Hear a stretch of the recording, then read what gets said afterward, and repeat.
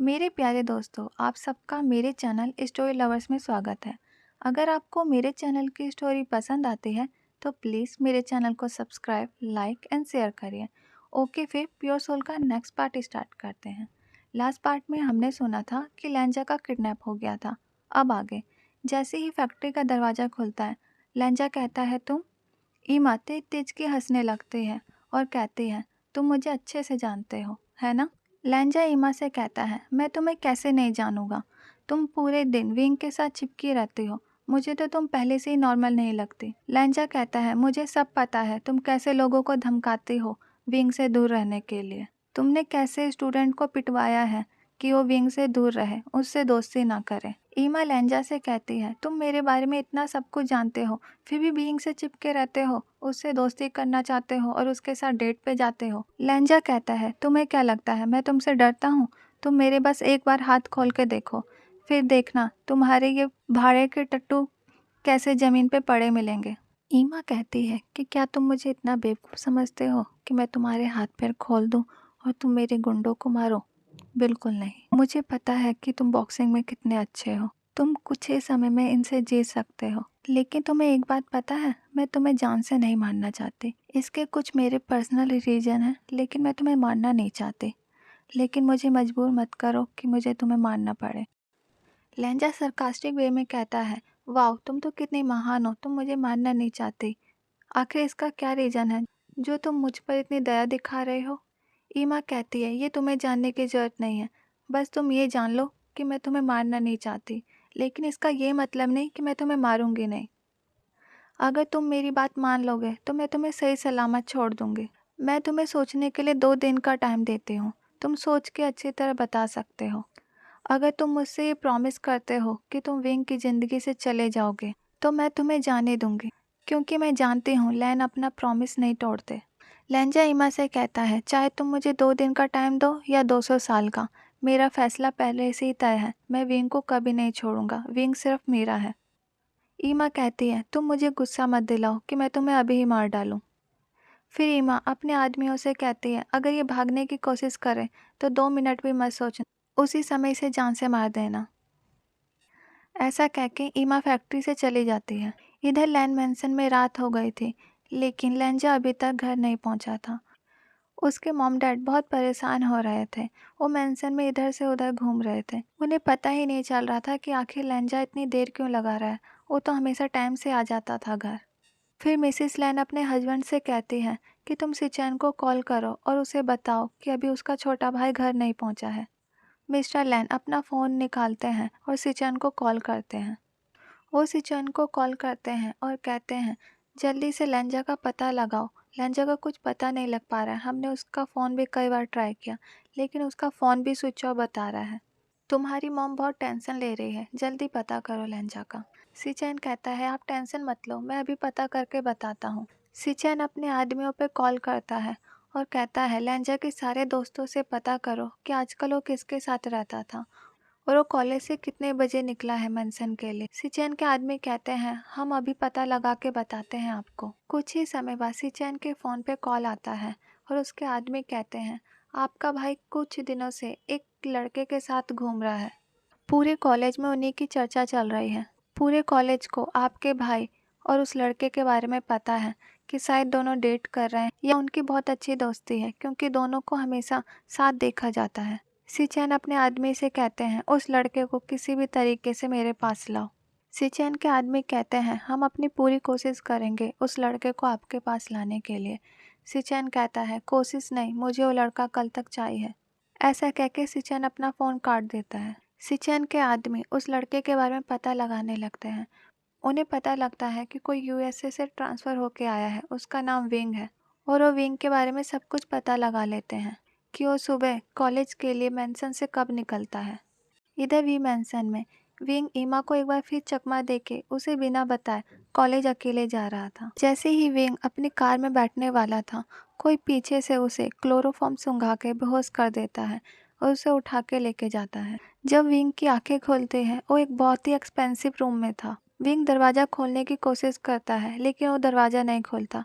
वो आवाज़ लगाने लगता है कि कौन है, मुझे यहाँ पे क्यों कैद करके लाया है। कुछ समय बाद रूम का दरवाज़ा खुलता है और विंग अपने सामने सिचैन गगा को देख के हैरान हो जाता है। जब सिचैन की नज़र विंग पे पड़ती है तो सिचैन भी हैरान हो जाते हैं, क्योंकि सिचैन को उस विंग की याद आ रही थी जिसको उन्होंने मार डाला था।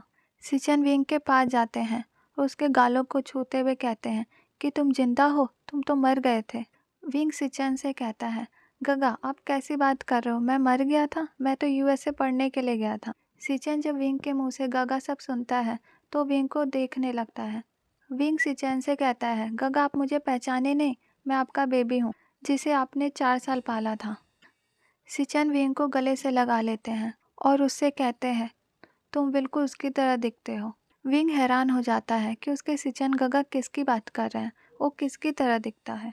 विंग सिचैन से कहता है, गगा आप कभी नहीं सुधरोगे ना, बचपन में भी आपने मुझे किडनैप किया था और आज फिर एक बार आपने मुझे किडनैप किया। सिचैन विंग से कहता है, मैंने बचपन में तुम्हें किडनैप नहीं किया था, तुम्हारी जान बचाई थी, और अभी भी मैंने तुम्हें किडनैप नहीं किया। मैंने अपने आदमियों से कहा था कि उस लड़के को लेके आए जो लेंजा के साथ घूमता है।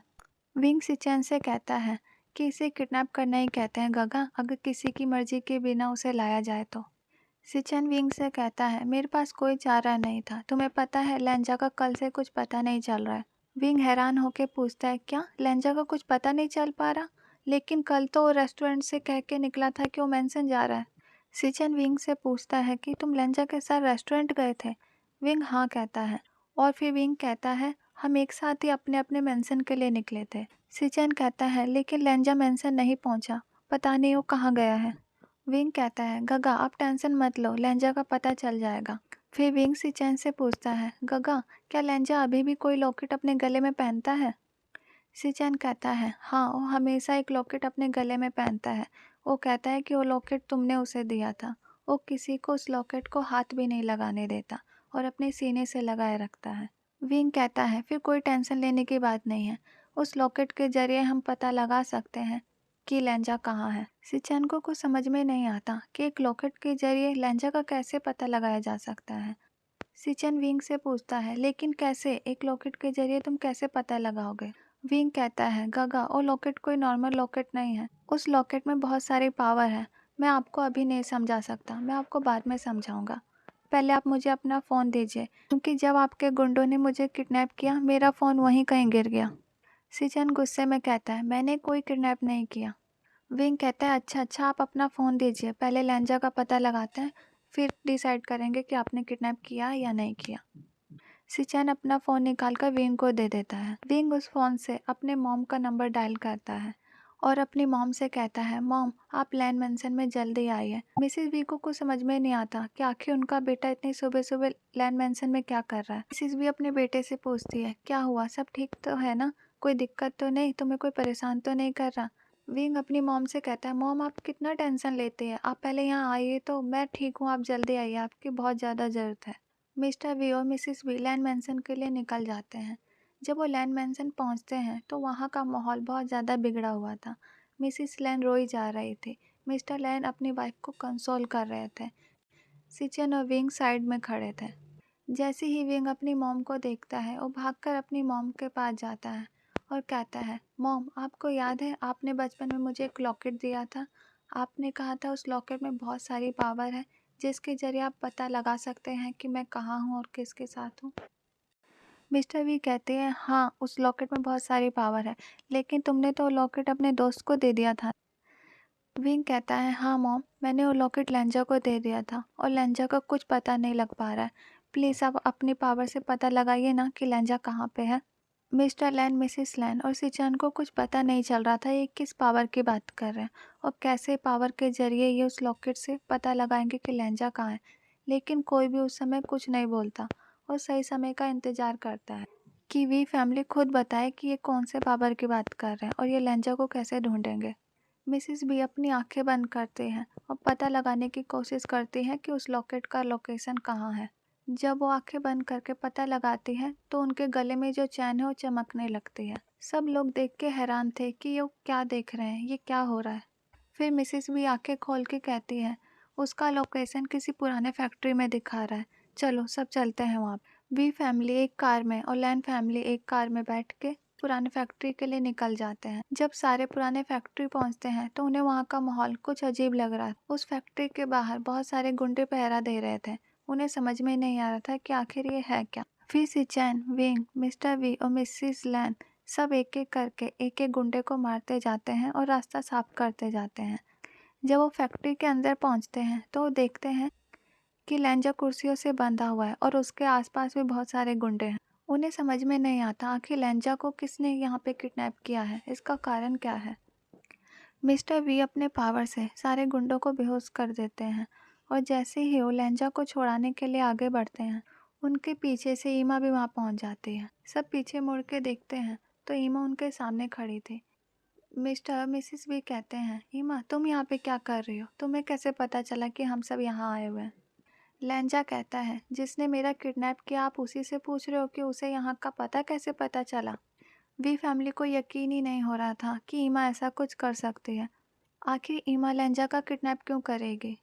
विंग ईमा के पास जाता है और उससे पूछता है, ईमा ये क्या है, लैंजा क्या कह रहा है, तुमने लैंजा का किडनैप किया, आखिर क्यों। लैंजा से तुम्हारी क्या दुश्मनी है, आखिर तुमने उसका किडनैप क्यों किया।